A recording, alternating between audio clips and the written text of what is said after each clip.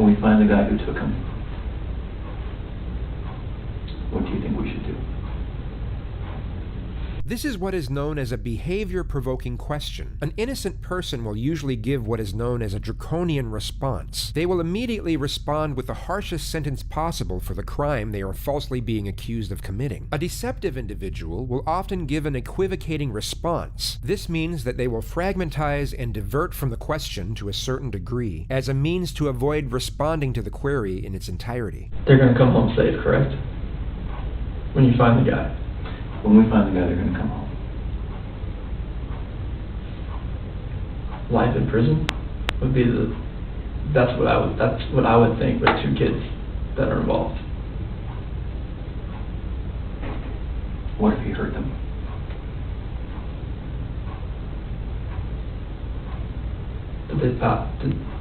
I'm not sure if that penalty is even used. Is it used in Colorado? I'm not even sure. What is? The death penalty? Okay. I mean, if these kids are not alive, there's nothing you could do to cope with that, to make me cope with that, if those kids are not okay. Okay. Can we keep talking about some complicated things? Sure. Some things that are going to make you uncomfortable? Yeah, that's fine. Okay. You've done very good in talking to me about this really hard conversation you guys had, okay? Very good. That's sometimes hard. And I understand why sometimes someone in your position says, doesn't want to tell me about that. Because please go help me find my kids, and you don't need to know about my marriage argument, okay?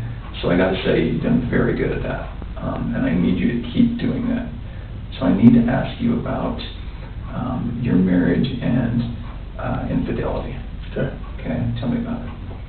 I have never cheated on my wife.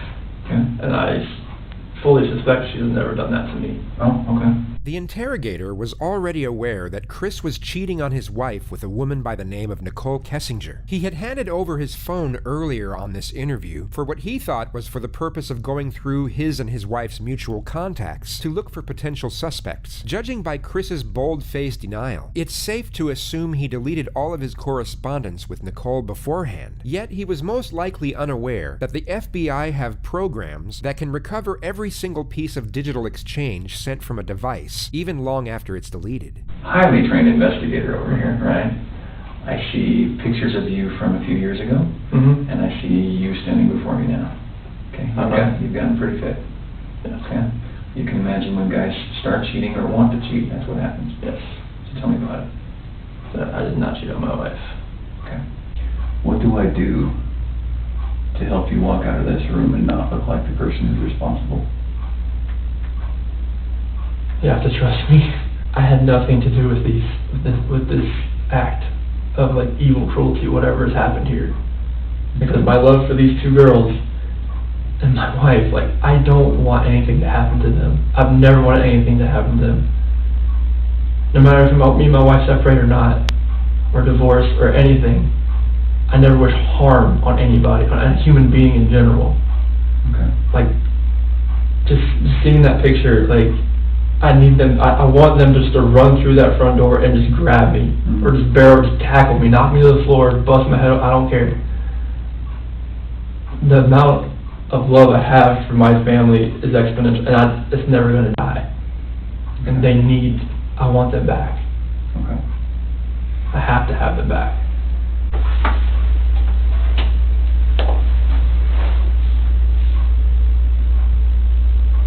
When you walk out of this room, there's nothing I can say to a room full of police officers that's going to convince them that you have nothing to do with this.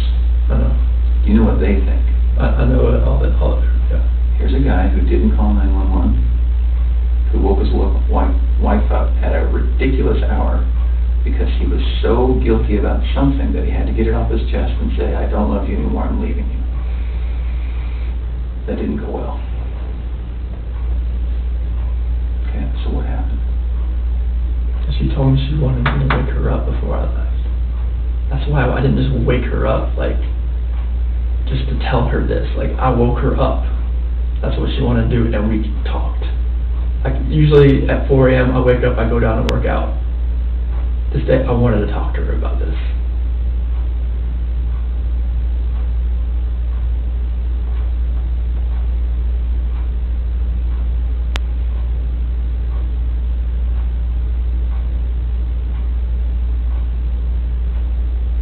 these girls. I love these girls so much. And this picture right here, Celeste and Bella, those are my life. I helped make those kids. There's nothing in my life that means more to me than these kids. Nothing. Kids, that's your life. That's your lifeline. That's everything. Like, you make kids, they come first before anything. Kids, spouse, family. That's what it's always been.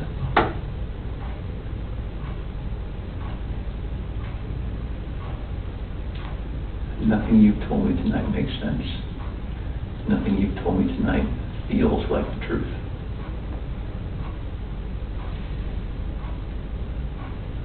Can we start over? Sure. Tonight's been pretty intense, I can imagine. How are you feeling? I've slept like 2 hours last night, so I'm like running on empty right now, but I know, I can see it. So why don't I do this? I'm sure you don't mind if we take a break for the night. And I'm sure that you are feeling some of the pressure from me. Okay? I'm going to commit to you that we're not going to stop working until we find them. Okay. Okay? And I want to commit to you that there is going to come a time when you're going to feel this pressure from other people. I'm not the only one who thinks that there's a possibility you have something to do with this. Like another FBI agent, like pressure, or like just like Everyone. Okay. Everyone, Chris. Okay. The interrogator is clearly receptive to Chris's anxiety and endeavors to amplify this emotion before ending the interview. He wants to inflate Chris's apprehension as much as possible for the looming polygraph test that approaches the following day. Tonight when you go home, one of two things is going to happen. You're going to pass out because you're so tired, okay? And that's probably not going to be what happens. Your head's going to go race, okay? So tonight when you lay down and your head starts racing, there's going to be things that come to your mind, okay? This always happens, always. It's very natural. You're going to say, I wonder why he asked me that, okay? You're going to say, screw him, how dare he accuse me, okay? You're going to say, I wonder if they thought of this, okay? And then you're going to say, I probably should have told him something, or this, or that, okay? Those are the most common things. When those thoughts come to your head, I want you to call me. And those are beautiful kids. Those kids have a good dad, and I know it. You should see the picture, it's so much fun. Yeah. It's a better one, but it's just, I'll show it to you, but Those kids have a good dad. The following discourse from the officer could be construed as the reframing technique, where an interrogator will try and shift the suspect's view of themselves from negative to positive, as a means to lightening the iniquity of their crimes and increasing the chances of a confession. However, this is more likely what is known as passive accusation, where the interrogator is almost certain of the suspect's guilt and indirectly accuses, and in some manner, indignifies the suspect. This is made evident by the high praises the officer gives to Chris for extremely trivial deeds. A lot of dads don't get second pairs of clothes and cook eggs and give them snacks at night. You know, a lot of men, that's woman's work, right? I like to get involved. But you're not that kind of guy, okay? So can we say that tomorrow at 11 o'clock, Okay. we can do a polygraph? Here. Here. I appreciate you coming in tonight. Mm-hmm. All right, give me a few minutes. This is Tammy. Did you meet Tammy yesterday? No, okay. the only one. This is Tammy. Hi, Chris. How are you? Sit on this? Yep, I know. I'll explain what that is here in a little bit, but you don't have to worry. It's not on or anything right now. It's not gonna buzz you or anything. Obviously, you're probably nervous about taking today's test. Honestly, I would think something is wrong with you if you weren't nervous about coming in here to take a polygraph. Even if people are like, I don't have anything to hide, it is nerve-wracking. And I have taken tons of polygraphs, obviously, in my training. I went to 10 weeks for training. I've been a polygrapher for about 5 years. I went to the best school in the country. So I want you to have confidence in the fact that if you had nothing to do with this disappearance, like, we're going to find that out today, okay? I have the best training that they offer in the United States. We use the most validated testing. That's the way I'm going to ask you the questions. So believe me, if you had nothing to do with this, I will be able to show them that today. This is psychological pressure disguised as reassurance. It's not a routine procedure during the pre-test phase of a polygraph exam, yet this technique will be used when the suspect's guilt is almost conclusive. Polygraphs are not a foolproof system, and they can be beaten, but with a heightened state of anxiety, it becomes considerably more challenging and unlikely. On this occasion, the polygrapher distinctly applies this technique for maximal effect. There's actually only two ways you can fail a polygraph, okay? The first way would be if you fail to follow my instructions. I'm going to give you a lot of instructions today about how to sit still, how to answer questions, things like that. So if you fail to follow those instructions, you will not pass today's test, okay? The second way would be if you choose to lie to me today. You know, if you did have something to do with their disappearance, it would be really stupid for you to come in and take a polygraph today. Exactly. Right? Like, it would be really dumb. Like, you should not be here right now sitting in this chair if you had anything to do with Shanann and the little girl's disappearance, okay? But yeah, everything flourished from there. Like in 2011, I proposed to her over in Ocean Isle Beach. And she was just sitting there crying with a little eviction notice, and she recorded it. It was an amazing day just to see that. And then Celeste, I was there, like, she had a midwife for this one. So like, they actually had me like, you can stand here and like, you know, catch her, and like, but Celeste came out like so fast that like I barely had a chance to go like this, and they moved me out of the way because she just like came out. The polygrapher will also obtain the examinee's version of the facts regarding the specific issues under investigation. Like, I was just hoping that I would get that knock on the door, or a phone call, or a text. I mean, her phone. I mean, they have her phone. Like, hopefully, maybe it's a number I don't know. Hopefully, it's like, you know, like a burner phone, or some kind of like phone she bought, and she could just text me and call me like, hey, I'm okay. Something. Or just get a knock on the door, and then the kids just run in.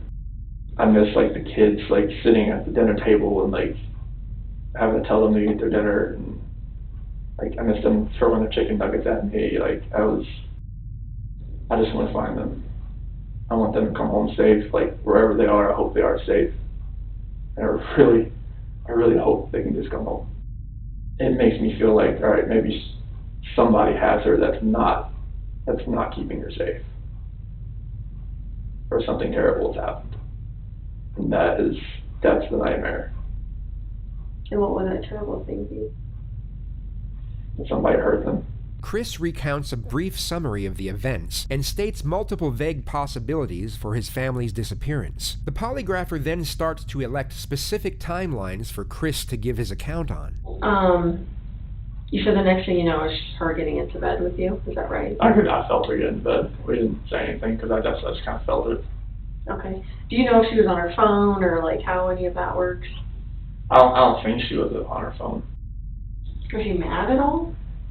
I mean, crying like she was, crying like I was. I mean, yeah, I mean, she was upset, but I mean, it comes with that kind of conversation. In the next moments, you will see another subterfuge of psychological pressure, this time disguised as routine questioning procedure. I know it's totally awful to think about, but what are ways, because I need to make sure that you know what I'm talking about, what are ways that you can make someone disappear?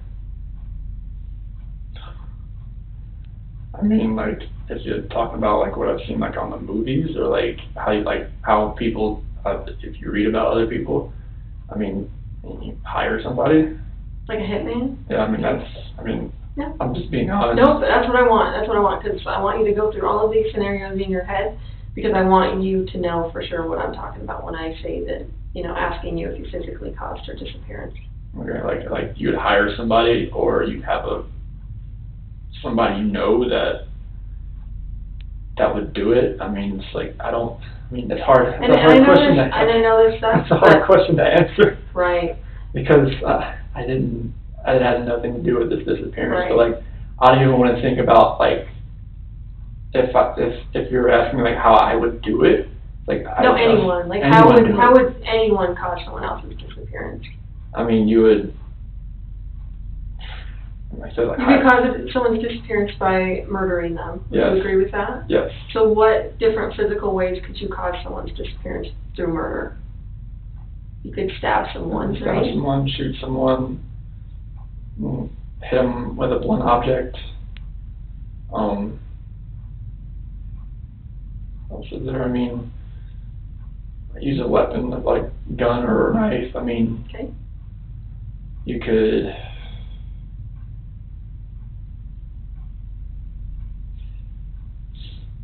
You could smother someone. Smother someone.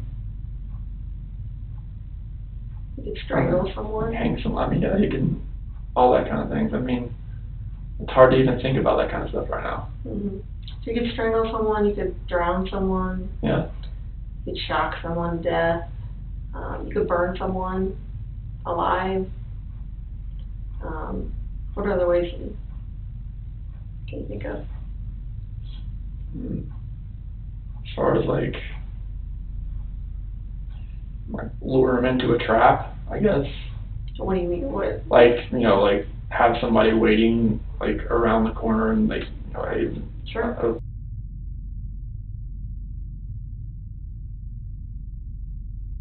They're in a coma. Sure. So if I ask you that question on the test, Chris, are you going to have any issue with that? About you Like- physically causing Going through every someone's single one of disappearance? those.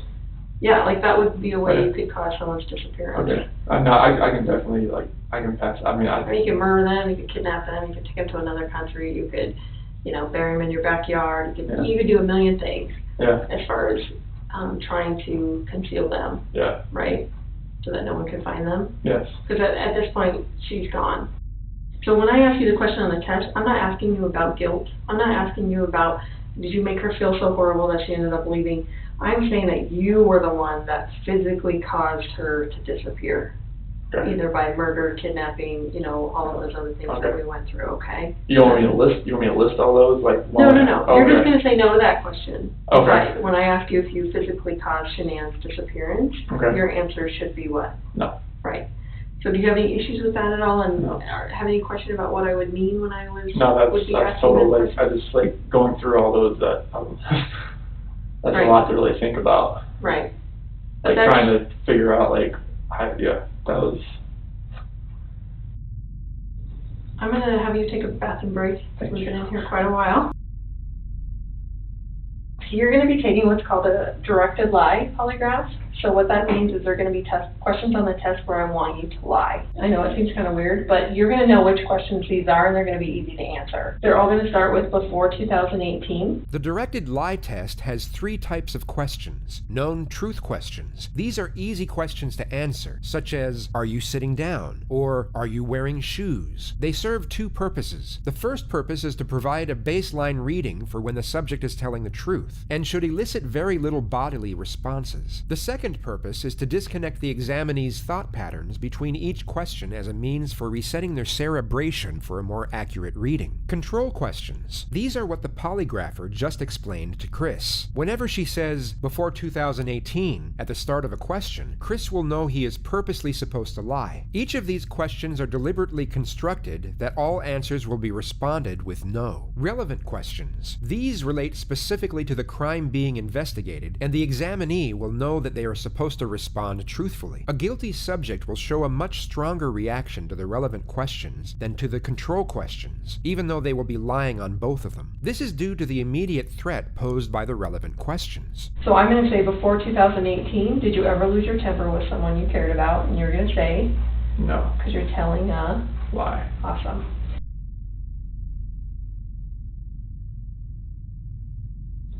The test is about to begin. Please remain still. Did you write the number 1? No. Did you write the number 3? No. Did you write the number 5? No. This portion of the test is complete. Please remain still while I take the instrument out of operation. Okay, you can relax. How'd you feel? This is the last time the polygrapher will have any correspondence with Chris before the real test begins. She gives him an initial compliment in a reassuring tone. You did great. That was. You remembered to lie and everything. That was awesome. That was. This momentary boost in his confidence is then abruptly ripped away as he receives the following information. So, Yeah. you obviously are a really bad liar. Have people told you that before? Like, the second you tell a lie, like, they can tell, like, on your face that Because the second you lied to the number 3, like, I don't know if you heard me clicking, but I like turned down the sensitivity because you were starting to go off the page. So that is what I need to see as a polygrapher, because that tells me that you know it's wrong to tell a lie, and you're actually having a significant reaction when you lie. So that is awesome. So thank you for being a horrible liar. No, that's a good thing. That's a good thing. We don't want to be good liars. So thank you for being a horrible liar. And that just shows me that, you know, obviously on the test when they're asking, you know, significant stuff about your wife, if you're lying to that, it's going to be even 10 times more amplified. So I appreciate that. I appreciate that very much, more than you know. So that was awesome. And the coolest thing about this is right now, there's only one person in this room that knows what the truth is. And in about 5 minutes, there's going to be 2 of us. So that's the coolest part, okay? And then I can go share that with them out there, okay? Okay. All right, you ready? Let's do it. The test is about to begin. Please remain still. Do you understand I will only ask you the questions we have discussed? Yes. Regarding Shanann's disappearance, do you intend to answer all of the questions truthfully? Yes. Is your first name Christopher? Yes. Before 2018, did you ever lose your temper with someone you cared about? No. Did you physically cause Shanann's disappearance? No. Were you born in 1985? Yes. Before 2018, did you ever say anything out of anger to a loved one? No. Are you lying about the last time you saw Shanann? No. Are you now in the state of Colorado? Yes. Before 2018, have you ever wanted to hurt someone to get even with them? No. Do you know where Shanann is now?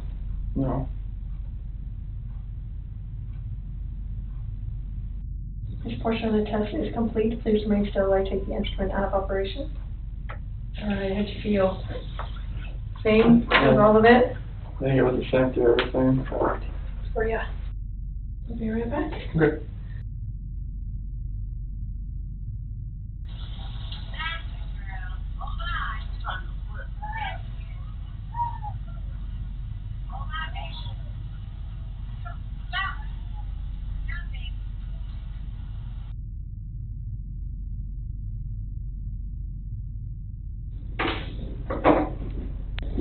Oh my gosh, I did forget part of it, didn't I?